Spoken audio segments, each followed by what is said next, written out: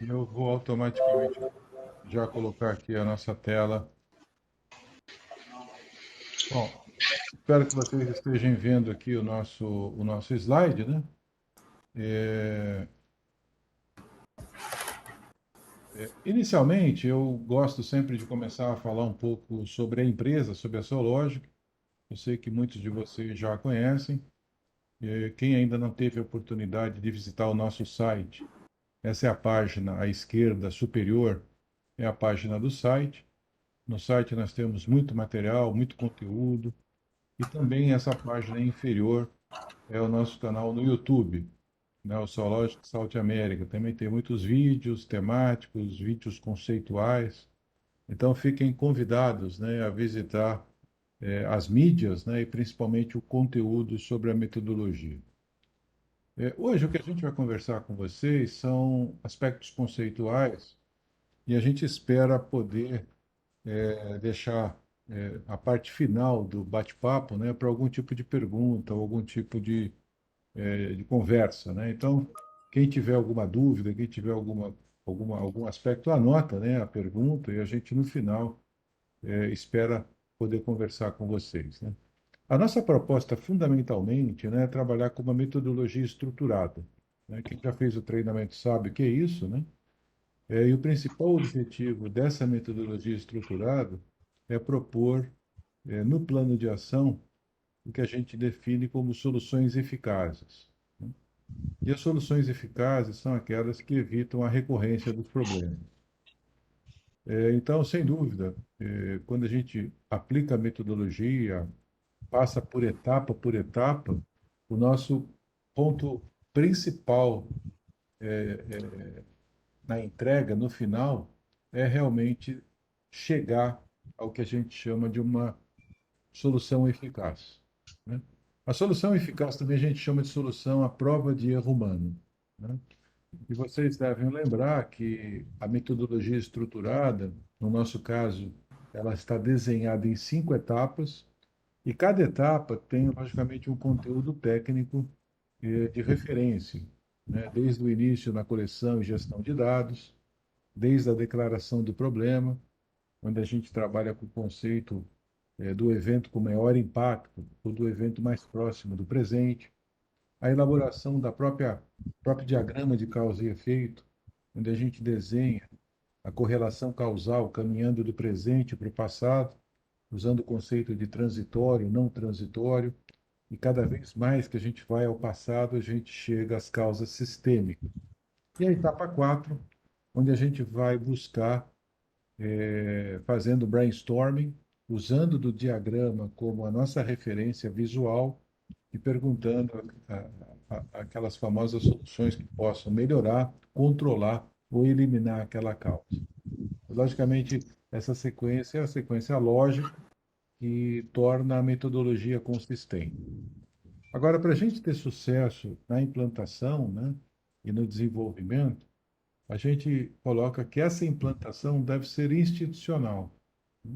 É muito importante que os gestores, as empresas, os setores corporativos entendam esse processo não só como uma ação pontual, uma ação isolada, né, mas como uma ação que seja transversal, que chegue efetivamente no chão da fábrica, que envolva os tomadores de decisão, as chefias, os gestores intermediários, enfim, esse processo é um processo que tem que ser institucional, né? O papel do facilitador capacitado é fundamental para que a metodologia seja garantida, e o software também acaba sendo auxílio importante, né? Na garantia dos dados, no compartilhamento das equipes e na própria facilidade de você ganhar escala e ganhar tempo na aplicação do método. Então vocês percebam, né, que como é importante, né, nós termos facilitadores capacitados, mas também uma implantação institucional. E aqui a gente sempre gosta de relembrar, né, quais seriam alguns pontos que são pontos que a gente define como fatores críticos de sucesso? O que é isso na prática, né? São alguns pontos que são essenciais para que o processo, para que o método rode bem, né, seja eficaz e atinja seus objetivos. Então, o primeiro ponto é o método estruturado, a gente já falou. O segundo ponto é definir com muita clareza qual é o papel e responsabilidade de cada setor, né? Qual é o papel do aspecto corporativo, qual é o papel dos gestores por plantas ou por sites, qual é o papel dos encarregados e chefias intermediárias, como que essas pessoas vão interagir nesse processo. Cada um tem um papel, cada um tem uma importância que deve ser compartilhada e que deve ser bem definida. Um outro ponto importante também aqui é estabelecer indicadores de desempenho, né? Porque não adianta treinar pessoas, não adianta efetivamente usar o método e não medir se a performance, se o desempenho está de acordo com a nossa expectativa, né? Se eu tenho, por exemplo, 10 pessoas treinadas, qual que é a expectativa de investigações dessas pessoas por ano? Será que a qualidade Será que a qualidade das investigações realizadas estão sendo bem feitas, né? Outro aspecto importante também nos procedimentos é que exista a definição de gatilhos, né? Quando que a gente vai usar a metodologia zoológica e quando a gente vai usar os cinco porquês ou o Ishikawa? Será que a gente vai usar um método só para tudo? Ou será que a gente vai ter um gatilho para definir o que usar no melhor momento? Outro aspecto, a criação de um plano de treinamento e lições aprendidas, né? Eu acho que as pessoas, no momento que estão sendo treinadas, que usam o método, elas têm que discutir as suas dúvidas, elas têm que desenvolver um aprendizado contínuo, elas têm que avaliar casos já analisados, e isso é importante que seja feito de uma forma sistêmica, sistemática, periódica, né? Não adianta, muitas vezes as pessoas são treinadas e não existe aquele apoio para que haja uma reciclagem, uma capacitação permanente, né? Outro aspecto também importante, no aspecto da gestão, é que também se faça uma mensuração do retorno, né? Porque no momento que você faz um investimento, no momento que você desenvolve um sistema, é importante para a organização mensurar esse retorno em função do tempo. Tudo isso, logicamente, envolve gestão de mudança, né, e acompanhamento de implementação. Então, quem conhece um PDCA, né, consegue enxergar muito claramente que o sucesso da metodologia ele depende do aspecto técnico, do aspecto do facilitador e depende também da gestão, depende da liderança, depende da implantação. Bom, nesse sentido, né, fazendo uma síntese desse início, né,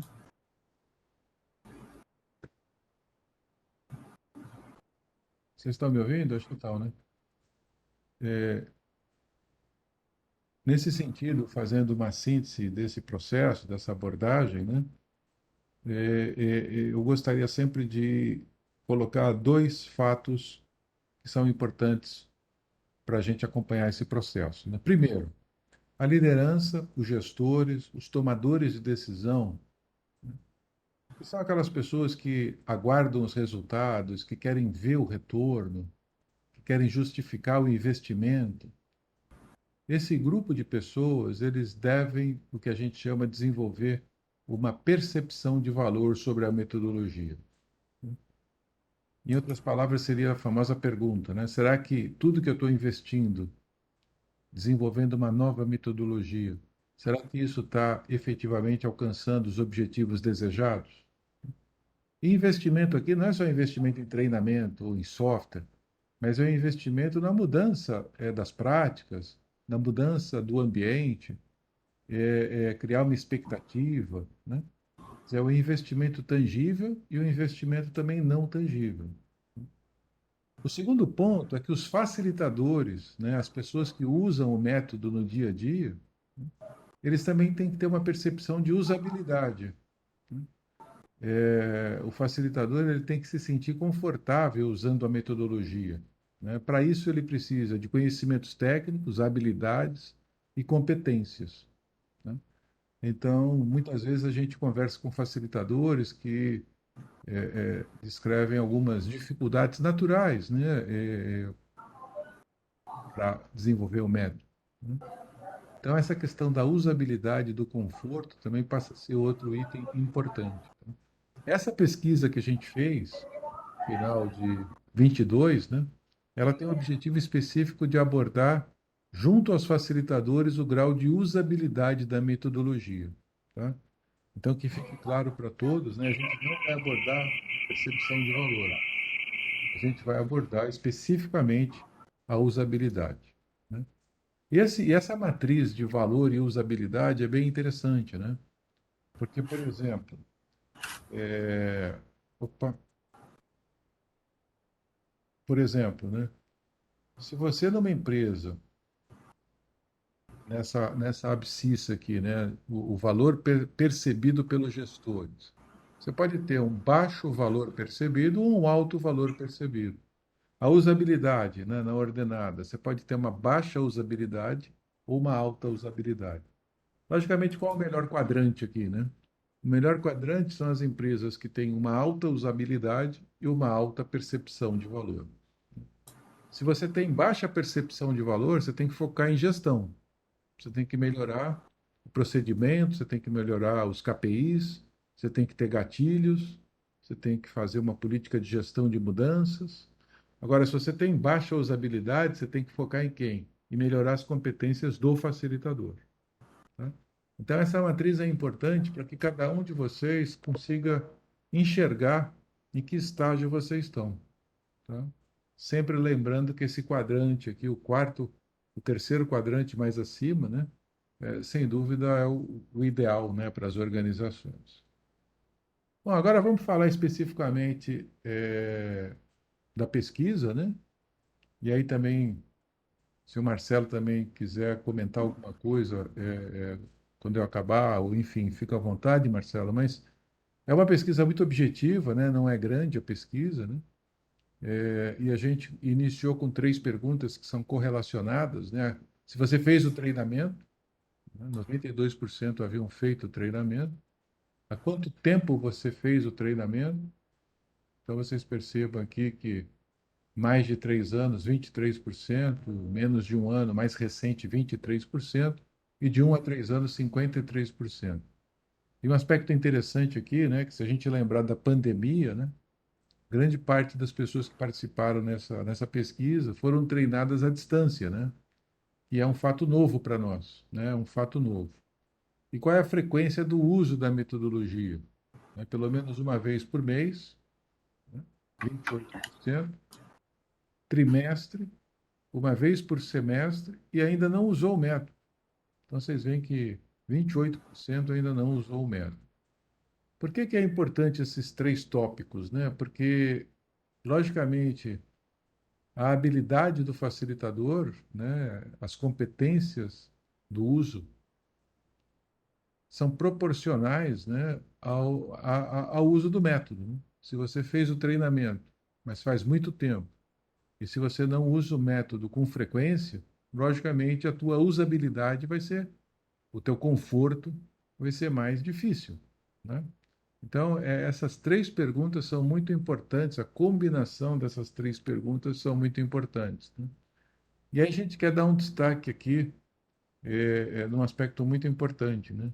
A nossa recomendação é que os facilitadores usem pelo menos uma vez por mês a metodologia, né?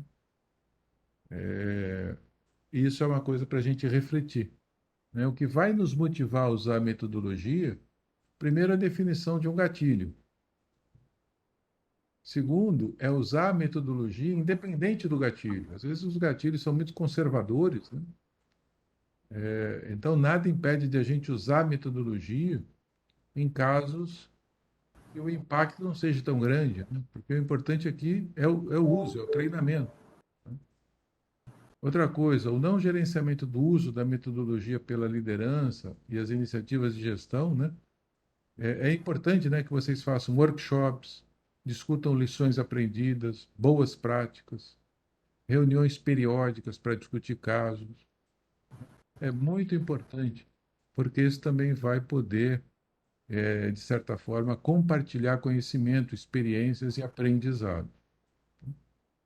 Então, não sei, Marcelo, se você quer fazer algum comentário sobre essa questão da frequência, do uso, da importância, fique à vontade aí Ah, para conversar com a eu gente. quero sim, Marcelo, eu quero comentar e até repassar algumas coisas que você falou para poder agregar o raciocínio do que eu vou comentar, né?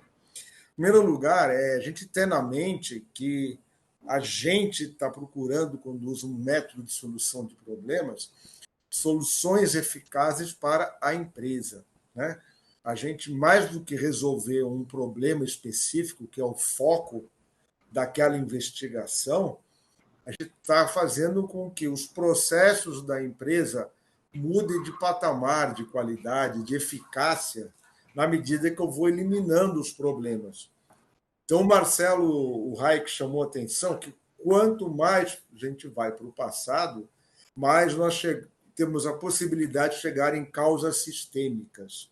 Ou seja, toda vez que nós aplicamos um método de análise estruturado, no nosso caso aqui o método Sologic, nós estamos tendo uma oportunidade de melhorar os nossos processos. Então, acho que por que eu quis reforçar esses aspectos, melhoria de processo e a gente fazer uma análise bem feita, indo mais para o passado, até para chegar em causas sistêmicas, né? Nós vamos obter aí um conjunto de soluções, as soluções eficazes, que são a provas de erro humano, e soluções que reduzem a probabilidade de erro ou de falha. E aí nós estamos dando um incremento na qualidade dos processos. E aí, por que eu também estou falando tudo isso? Porque às vezes eu escuto alguém falar assim, olha, graças a Deus não precisamos usar o método Sologic, porque a pessoa muitas vezes associa que é algo para ser usado só em momentos ruins, né? E aí o que acontece? A gente tem que ter uma outra visão, talvez, uma visão de que se eu não estou usando e eu não estou treinando, vou perder a usabilidade, também eu estou perdendo oportunidades de melhorar os processos, né? Então, eu acho que a gente tem que encarar a análise de problemas de duas formas, né?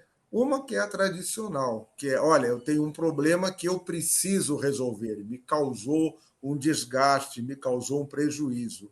E outra é, na medida que eu estou trabalhando nesse problema, eu estou melhorando os processos. Então eu não preciso esperar um fato desastroso para aplicar a metodologia.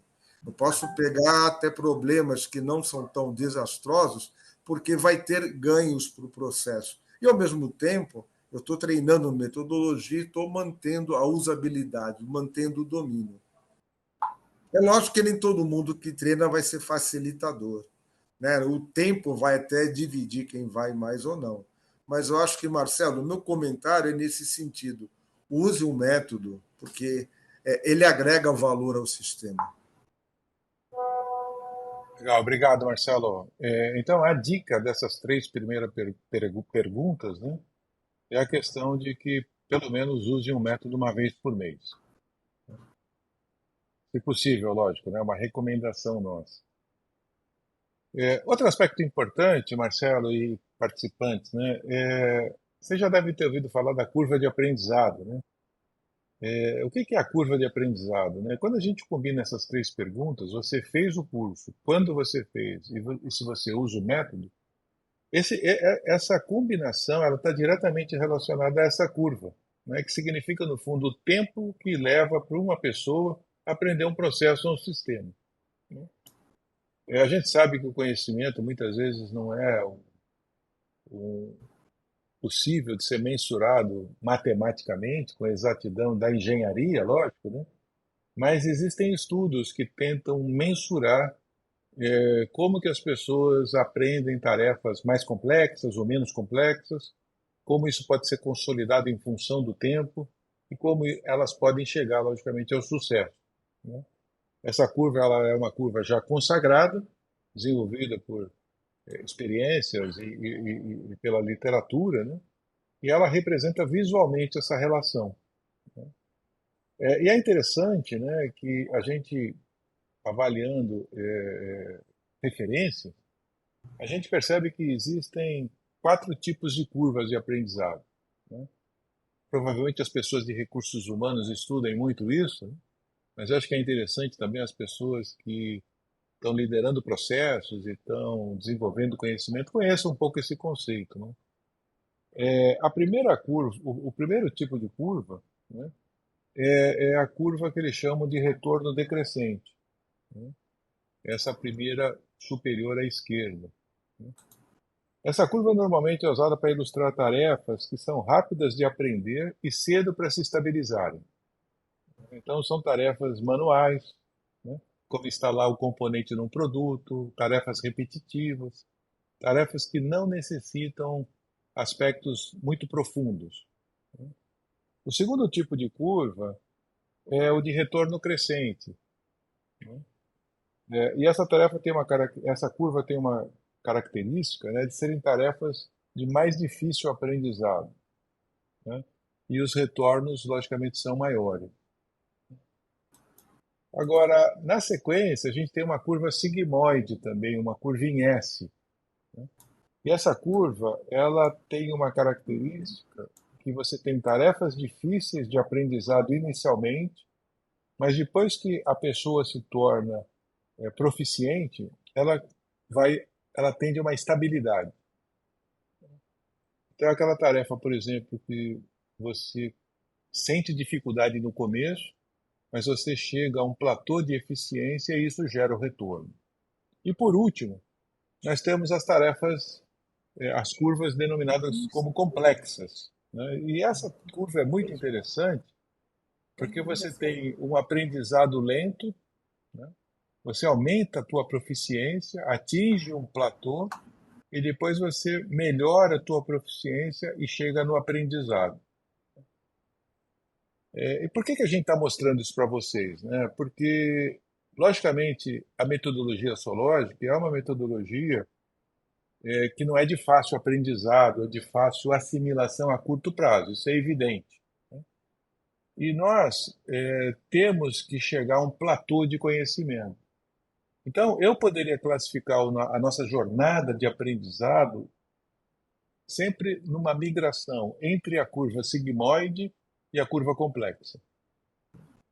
A curva sigmoide, ela poderia retratar um facilitador que tem um conhecimento já evoluído, um facilitador que já tem um certo conforto, né?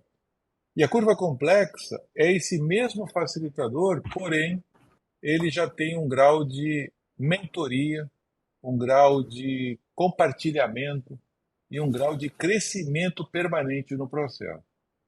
Então, o nosso grande desafio, né, logicamente, a segunda curva em cima é aquele facilitador que aprendeu, que acha que já sabe, mas que ainda não desenvolveu o platô, né? Então, eu colocaria que sempre os nossos desafios no processo de aprendizado, né, primeiro, é não achar que a primeira curva, que essa segunda curva aqui, de retorno crescente, ela é suficiente. Sempre o ideal é partir dessa segunda curva para a terceira, que é a sigmoide, e da sigmoide partir para complexa. Lembrando que a complexa depende fundamentalmente de um ambiente da empresa, de uma cultura organizacional que facilite essa curva complexa, né? Se a empresa não tiver favorável, disponível para desenvolver esse aprendizado contínuo, a gente provavelmente já vai chegar na curva sigmoide e não vai avançar mais nisso. Tá claro? Então, eu acho que didaticamente é interessante essa comparação, né? Para a gente perceber da importância de sempre buscar o aprimoramento, sempre buscar maior conforto, etc., né? Bom, a pergunta 4, né? A gente perguntou como que as pessoas estavam se sentindo em termos de conforto de uso do método, né? Lembrando que a palavra conforto é altamente subjetiva, né? Se eu estou na curva número 2, por exemplo, que é a curva de aprendizado crescente, eu posso me sentir confortável, né? Se eu estiver na curva 3 ou 4, na sigmoide ou na complexa, então, logicamente, essa resposta é subjetiva, né? Porém, a gente percebeu que 50% das pessoas estavam com nível 4 de conforto e 14% nível 2 de conforto, nível 5 de conforto, né? E, logicamente, o conforto, né, é interessante porque a gente percebe quais tópicos que as pessoas colocavam que necessitavam aprimoramento, né? Talvez o Marcelo possa falar um pouco sobre isso, que é interessante, né? Porque vocês percebam aqui que o campeão aqui de dúvidas, né? São questões essencialmente técnicas do método, né? Causas transitórias e não transitórias, né? Depois elaboração do diagrama e o MCE, né? Parece que a definição do problema aqui parece que aparentemente é o que estava mais tranquilo, né? O que você acha, Marcelo, desse gráfico aí? É interessante, né?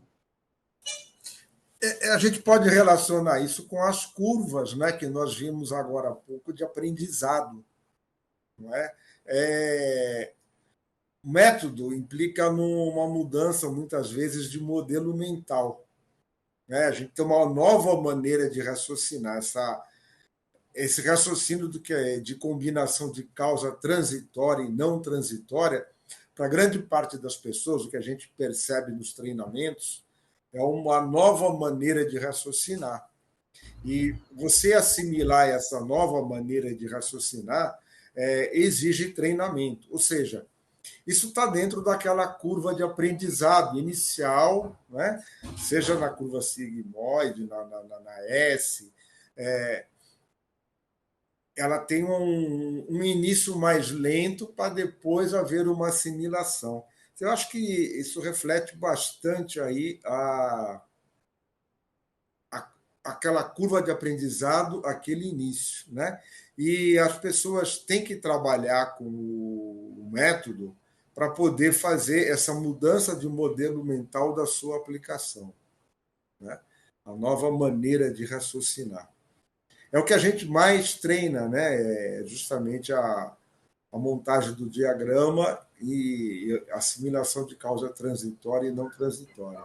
Agora, eu chamo a atenção, né, que não é a maior dificuldade, mas eu acho que é essencial também um bom levantamento de causa-evidência que aparece ali em cima. Né? Eu acho que esse daí é a terceira que apareceu, né, como a terceira dificuldade que pontuou, e a gente ter um bom levantamento é essencial para poder a etapa seguinte, que é justamente as causas ser bem feita. Então, os dois estão amarrados. Legal. E é interessante, né, que o próprio levantamento de causas é uma prática que muitas vezes independe da metodologia, né? As empresas já fazem levantamento de causas naturalmente nos eventos, né? Uma das coisas que a gente percebe no levantamento de causas que às vezes necessita uma melhoria permanente, né, são as entrevistas, né? A gente percebe muitas vezes que as entrevistas ainda não são eficazes, que as entrevistas são muito rápidas, que as pessoas têm medo, enfim. Mas, sem dúvida, eu concordo com os comentários que você fez, né? Outro aspecto também interessante é que a gente percebe hoje que a metodologia em si, ela acaba fazendo a combinação, né? A gente tem escutado muito agora, né? Os soft skills e os hard skills, né? E quando a gente às vezes faz um treinamento, se certifica, se transforma em facilitador, muitas vezes as pessoas acham que isso vamos dizer assim, é uma categoria que a gente alcança, né? A gente coloca no currículo, né? Então, é importante entender que a metodologia ela é a combinação dos dois, né? Quando a gente faz o treinamento e aprende as técnicas, nós estamos falando de hard skills, né? Quando a gente aprende efetivamente os critérios da metodologia, como elaborar um diagrama, tudo isso é hard skill. E a gente tem que estudar, a gente tem que aprender, a gente tem que memorizar essas regras e essas lógicas da metodologia. Mas, por outro lado, o facilitador também ele tem que ter um componente de soft skills também muito intenso, né? Por exemplo, uma pessoa que vai fazer uma entrevista, uma pessoa que sofre uma pressão da gerência, uma pessoa que tem um grupo, que tem um especialista, um grupo muito polêmico, com interesses, e essa pessoa tem que ser, de certa forma, um bom negociador de conflitos, um diplomata, né? Então, logicamente, os soft skills também estão muito presentes na metodologia, né? Eu acho que é importante, né, Marcelo, a gente fazer essa correlação, porque muitas vezes o facilitador que não tiver soft skills desenvolvidos, ele vai ter mais dificuldade, né, Marcelo? Eu acho que isso é um fato inquestionável, né? Bom, Marcelo, a gente tem que lembrar que a investigação de um problema não é uma ocasião simplesmente de aplicação de técnica pura e simples, né? É uma ocasião de envolver pessoas e envolver diferentes áreas da organização, diferentes visões. E isso é importante, não só para identificar as causas, mas também depois para criar e implementar soluções. Então a gente sai dessa área simplesmente de aplicação de técnica, né? E vai trabalhar com interações, né? Interações entre pessoas, interações entre áreas da empresa, entre setores, né? E aí eu acho que é onde acaba sendo importante agregar o soft skills, não simplesmente a aplicação de ferramentas, né? Ferramentas quantificadas matemáticas. Então, tem que chamar esse aspecto de toda a investigação. Ela é uma ação de gestão, e gestão foge a simplesmente a área matemática, vamos dizer assim, né? A área dura, são os hard skills. Legal, legal. E lembrando, né, que os soft skills eles envolvem comunicação, liderança, flexibilidade e resiliência, né? Trabalho em equipe, criatividade, proatividade e empatia. Então, sem E aí, dúvida, Marcelo, deixa eu falar por mim, né? Você me conhece, minha formação foi toda em engenharia, né? E boa parte, normalmente, do nosso público é da área de engenharia, da área técnica, né? Não só, mas tem grande parte, né? E aí a gente, muitas vezes, na nossa formação, a gente não tem o desenvolvimento dessas habilidades, a gente vai desenvolvendo ao longo da carreira, esse é o típico, né? Então tem que incorporar isso no nosso dia a dia. legal, é isso mesmo. E aqui a gente faz um paralelo entre as 5 etapas da metodologia, né? Essa é uma coisa, uma brincadeira que a gente fez, não está acabado isso, né? Mas, por exemplo, na etapa 1 de coleta e gerenciamento de dados, né? Por exemplo, hard skills é quando você tem formulários, você tem checklists, você tem documentos, procedimentos para levantar dados, né? E o soft skills, por exemplo, é uma entrevista eficaz, né? Na definição do problema, o hard skill é quando você tem um critério objetivo para definir o problema. E o soft skill, por exemplo, é quando você tem que convencer as pessoas desse critério. Na elaboração do diagrama, o hard skill, por exemplo, é quando você tem que ter técnicas para fazer combinações causais, transitório, não transitório, quando eu paro de perguntar por quê. Outro hard skill, o soft skill, é que se você não tiver um ambiente colaborativo e evitar fundamentalmente os paradigmas, você não vai ter sucesso. Quando você gera soluções, o hard skill, por exemplo, é a técnica. É perguntar o MCE, por exemplo, melhorar, controlar, eliminar. E o soft skill, né? É elaborar os participantes nas propostas de solução, desenvolver um ambiente inovador, criativo. E na elaboração do relatório, o hard skill é você apertar o botão do software e produzir o relatório automaticamente, ou medir, por exemplo, o retorno sobre o investimento. E o soft skill, né? É demonstrar o valor a todos os gestores, né? Porque isso gera, logicamente, um ambiente para isso. Então, de uma forma muito assim, descompromissada, né? A gente tentou fazer um paralelo entre as etapas da metodologia e a importância de você combinar hard skill e soft skill, né? Não existe um mais importante que o outro, mas a gente acredita que deve haver um balanceamento entre ambos, né? temos que balancear essas técnicas, né? Outra pergunta também é se usa o CauseLink, né, que é o nosso software, e a gente vê que a maioria usa o software, né? E logicamente o software ele tem ele tem algumas vantagens, né? Porque o software ele gera uma escala no desenvolvimento. O software de certa forma nos auxilia a seguir as etapas. O software nos auxilia a lembrar das técnicas. Então o software ele auxilia tanto o hard skill como o próprio soft skill, né? Então sem dúvida o uso do software é muito positivo, né? É muito interessante. Bom, e por último, né, havia uma pergunta de qual tipo de interesse que as pessoas teriam, né? Reforço da metodologia, estudo de casos, fazer o curso de facilitador 2, apoio no software, apoio de um especialista, né? E vocês veem que as respostas são mais ou menos homogêneas, né? Principalmente na questão do software e do especialista. Há, logicamente, uma preferência mais alta do facilitador 2, que onde o facilitador 1 aprende tópicos avançados. Enfim, a gente percebe que o interesse pela metodologia, o interesse pelo aprendizado é bastante grande, né? Bastante presente nos participantes.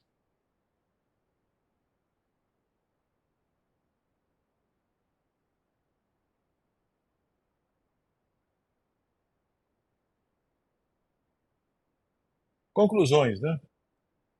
Primeiro, é que a gente lembre da existência dos fatores críticos de sucesso. Segundo, é que a gente tenha claro, né, para onde a gente está caminhando, né? Mais para a usabilidade, mais para a percepção. Tentar usar daquela matriz. Terceiro, né, os facilitadores, se possível, que usem pelo menos uma vez por mês para melhorar a curva de aprendizado, né? E também as pessoas que usam, que façam, né, de certa forma, reuniões, estudos de caso, compartilhamento de conhecimento, lições aprendidas, boas práticas, para que possam efetivamente consolidar esse conhecimento, não individualmente, mas de uma forma mais sistêmica, né? O balanceamento de hard e soft skill, a importância do CauseLink empresarial e o acesso, logicamente, cada vez maior, crescente ao conteúdo, né? Quanto mais conteúdo, quanto mais nós trocarmos ideias, dificuldades, esclarecimentos, vai ser melhor para todos, para o processo. A gente sempre recomenda quem não conhece ainda os nossos e-books, né? Esse primeiro e-book sobre os conceitos básicos da metodologia, e o segundo e-book é a nossa abordagem sobre erro humano e causa raiz, né? Eles estão disponíveis no nosso site e todos estão. Quem não conhecia ainda pode acessar e baixar esse material. Então a gente quer agradecer, logicamente, a participação de todos, né?